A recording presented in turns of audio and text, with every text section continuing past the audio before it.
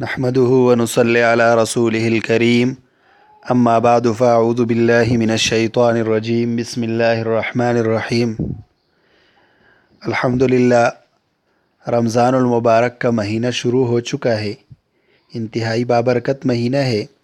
اس مہینے میں جہاں ہم نے عبادات کا خیال رکھنا ہے، وہاں اس بات کا بھی دھیان رکھنا ہے کہ ہمارا روزہ کس چیز سے خراب ہوتا ہے اور کس چیز سے خراب نہیں ہوتا، یعنی روزے کے متعلق جو ضروری مسائل ہے وہ بھی سیکھنے چاہیے۔ تو انشاءاللہ ارادہ ہے کہ روزے کے متعلق روزانہ ایک ضروری مسئلہ آپ حضرات تک پہنچا دیا کروں۔ آج کا جو مسئلہ ہے وہ یہ ہے کہ روزہ دار کے حلق میں مکھی یا مچھر چلا جائے تو کیا حکم ہے، یعنی اس سے روزے پر کچھ اثر پڑتا ہے یا نہیں۔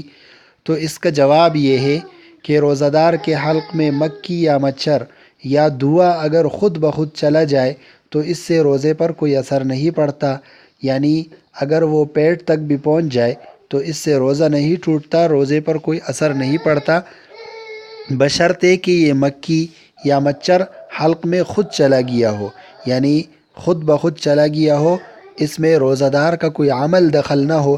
اس طریقے سے دوا حلق میں خود چلا جائے تو اس سے روزے پر کوئی اثر نہیں پڑتا۔